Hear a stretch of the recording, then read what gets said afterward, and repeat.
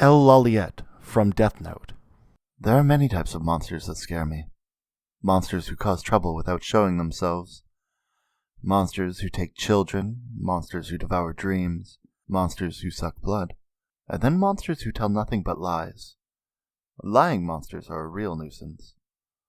They are much more cunning than others. They pose as humans even though they have no understanding of the human heart. They eat even though they've never experienced hunger.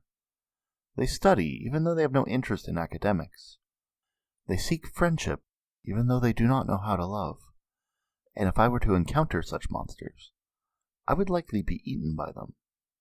Because in truth, I am that monster. Sherlock Holmes. Hello? Wilfred? Wilfred Holmes, father, it's your son Sherlock. No, not Mycroft. Sherlock, the one you've stashed away at Butterworth Academy. I'm fine, but I need your help. I need information on a few people. Could you ask your friend Beanbag at Scotland Yard to find out what you can on Madame Lulu? And how about Miss Clegg? First name. I don't think she's got one. I know it's a tall order, but Beanbag might know something. You can? That's an excellent idea. I'll meet you at the gate at noon, because I think I might have a plan. Regan Awataka from Mob Psycho 100. It's like you're a little kid with a knife or something. I can't bear to watch. What's with all that stuff on your forehead? And what's with these goofy things that look like shoulder pads? They're fashion accessories. They don't serve any real purpose. You guys just don't get it. No matter what kind of special powers you may have, you're still only human. No more, no less. It's the same for everybody. But somehow, you've all forgotten that. You're so addicted to your special powers, you develop tunnel vision. You want world domination, but you haven't seen the world. No one's going to follow you knowing that. Don't make me laugh. First, get rid of those ridiculous shoulder pads and grow up. You too. You just want to escape from society, right? If you want to make it big, you have to live in reality. Consider that the starting point.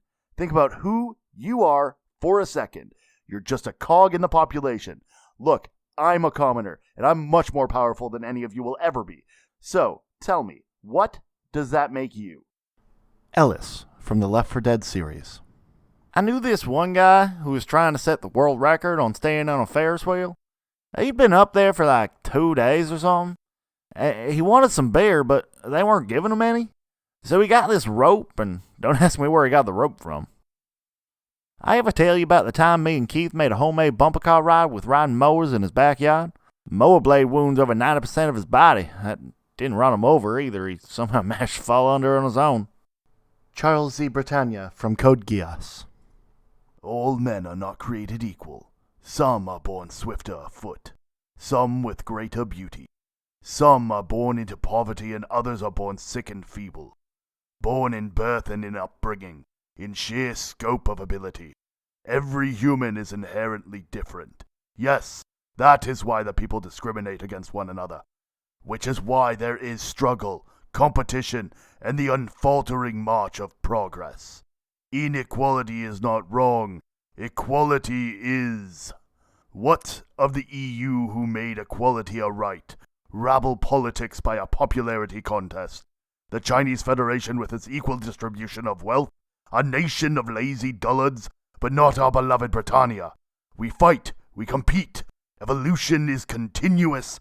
Britannia alone moves forward, advancing steadily into the future. Even the passing of my son Clovis demonstrates Britannia's unswerving commitment to progress. We will fight on. We shall struggle, compete, plunder, and dominate. And in the end of the future shall be ours. All hail Britannia! Akira Mitasuji from Yowamushi Pedal. Hello everyone, my name is Akira Mitasuji. Gross! I'm sorry, there was something wrong with the mic. I have one thing to say about today's race. I was able to keep racing until the end because of my fans, my teammates, the support staff, and because I had these two strong rivals. Because I had rivals. They're lizards, like lizards who crawl around and are quick to hide under rocks. Because these imbeciles on either side of me rode without courage or strength, I was able to win. Gross, gross, gross, gross, gross, gross! What's wrong? You look nonchalant, and you look so formal. You look like you're not frustrated. Your fans are disappointed. You've got to show them a great variety of expressions. Are you trying to show off? Aren't you actually seething with frustration? Don't you wish that you could do it all all over if you had a time machine, but too bad you lost. There's no price you can pay to change the results. They just barely lost. But in road racing, it doesn't matter how close you were. It's not the difference, but the rank. 1 kilometer, 10 kilometer, a centimeter. It's all the same. Road racing is win or lose. Topography, strategy, resourcefulness, will, strength, decision-making ability. In every way, I was far superior to these pests. I proved that of all the people who raced today, I was the most right.